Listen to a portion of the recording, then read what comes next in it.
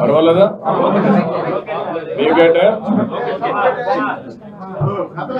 Okay, please silence. తమ్ముడు, మీ లోగోలు తప్ప మీ గొడవ తప్ప ఇంకోటి. అందరికీ నమస్కారాలు. ఒక హిస్టారికల్ తీర్పు తర్వాత నేను చాలా ఎలక్షన్ చూశాను. ఎప్పుడు కూడా ఇంత పెద్ద మ్యాండేట్ ఇవ్వలేదు. ఇది ఒక హిస్టారికల్ విక్టరీ. 93% స్ట్రైకింగ్ రేట్ అనేది ఎప్పుడు జరగలేదు రాష్ట్ర చరిత్రలో, దేశ చరిత్రలో కూడా. నాకు గుర్తున్నంత వరకు ఇంత హిస్టారికల్ విక్టరీ ఎప్పుడు రాలేదు. అదే సమయంలో అది అయిన తర్వాత నిన్ననే ప్రమాణ స్వీకారం చేయడం,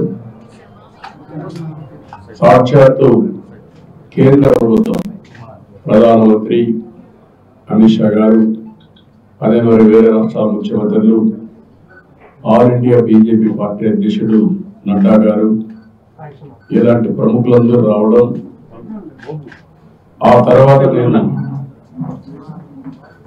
వెంకటేశ్వర స్వామి ఎప్పుడు కూడా నాకు కులదైవం. నేను ఏ సంకల్పం చేసినా ఒక్క నిమిషం వెంకటేశ్వర స్వామిని తలుచుకొని ఆ సంకల్పం ప్రకారం ముందుకు పోతాను.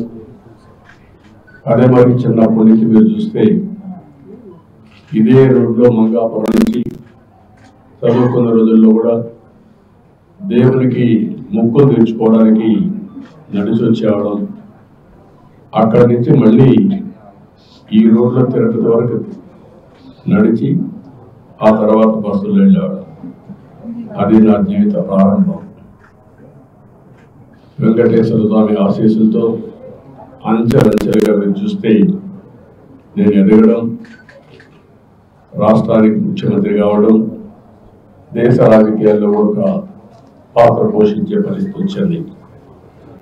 2003 నేను వెంకటేశ్వర స్వామికి పట్టు వస్త్రాలు సమర్పించే సాంప్రదాయం బ్రహ్మోత్సవాల సందర్భంగా ఆ రోజు వచ్చేటప్పుడు క్లేమోర్ మైన్స్, ఆ క్లేమోర్ మైన్స్ చూస్తే ఎవరు కూడా బతకలేదు. అలాంటిది సాక్షాత్తు వెంకటేశ్వర స్వామి నన్ను బతికించాడు. దానికి కారణం అనేకం కావచ్చు. ఆయన సేవకు నేను వచ్చేటప్పుడు నేను చనిపోతే ఆయన కూడా అపవాదు రావచ్చు, లేకపోతే నా వల్ల ఇంకా ఈ రాష్ట్రానికి ఏదో చేయాల్సిన అవసరం ఉంది, ఈ జాతికి ఏదో సేవ చేయాల్సిన అవసరం ఉందని ఆయన గుర్తించి నాకు ప్రాణభిక్ష పెట్టుండొచ్చు. కానీ ఏదేమైనా మళ్ళీ ఈ విక్టరీ మీరు ఒకసారి చూసినప్పుడు వెంకటేశ్వర స్వామి స్ఫూర్తిగా ఆయన ఆశీస్సులతో నేను ఏం చేయాలని ఆలోచిస్తున్నాను.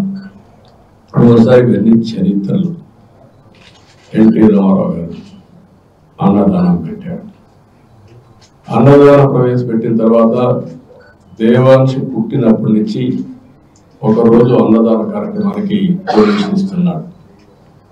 అంటే ఒక మెమరీ మీరు ఒకసారి చూస్తే వాళ్ళ గ్రేట్ గ్రాండ్ ఫాదర్ అన్నదాన కార్యక్రమం పెడితే గ్రాండ్ సన్ ఒకరోజు కాంట్రిబ్యూట్ చేసే పరిస్థితి వచ్చిందంటే ఇది ఒక అరుదైన అనుభవం. అయితే నేను ఎప్పుడు వెంకటేశ్వర స్వామిని ఒకే కోరుకుంటాను. ప్రతిరోజు నేను ఎక్కువ పూజలు చేయను. చాలా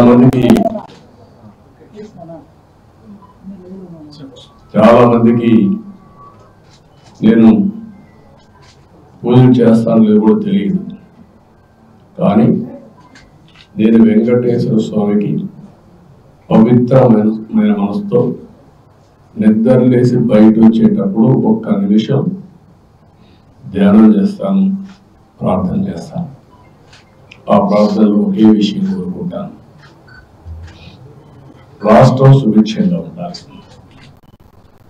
ఇటీవల కాలంలో మీరు ఆలోచిస్తే నేను చేసే సింపుల్ ప్రేయర్, ప్రపంచంలోని భారతదేశం అగ్రస్థానంలో ఉండాలి, భారతీయుల్లో తెలుగు జాతి అత్యున్నతమైన స్థానంలో ఉండాలి, భారతీయులు ప్రపంచం మొత్తం నెంబర్ 1గా ఉంటే అందులో 30% తెలుగు వాళ్ళు ఉండాలి.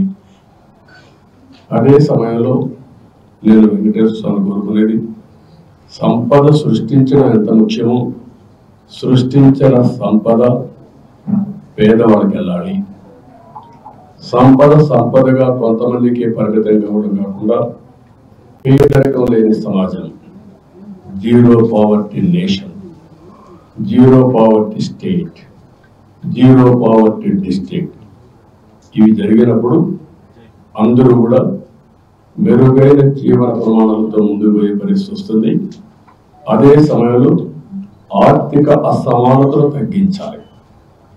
ఒక అతనికి 1,00,000 కోట్లు, ఒక అతనికి రోజుకు 100 రూపాయలు లేని పరిస్థితి. ఇవన్నీ కూడా ఏ విధంగా సాధ్యము అని ఆలోచించినప్పుడు ప్రభుత్వం వల్ల సాధ్యం, ప్రభుత్వ విధానాల వల్ల సాధ్యం. ఒకప్పుడు హైదరాబాద్లో నేను ముఖ్యమంత్రి అయినప్పుడు, నేను ఇప్పుడు కూడా గుర్తుపెట్టుకుంటున్నా, 1.0 95 CBN రూల్, అది 95లో ప్రారంభమైంది. అంతవరకు పరిపాలన అంటే సెక్రటరియేట్కే పరిమితమైన పరిపాలన ప్రజల మధ్యలో జరిగింది. అనేక కార్యక్రమాలకు శ్రీకారం చుట్టాం, అన్ని ఎలక్షన్లు తెలుసుకుంటూ వచ్చాం. అదే సమయంలో మీరు చూస్తే ఆ రోజు చేసిన అభివృద్ధి తర్వాత వచ్చిన ఫలితాలు చూసిన తర్వాత ప్రపంచంలో ఉండే అధినేతలంతా హైదరాబాద్కి రావడం మొదలుపెట్టారు. నేను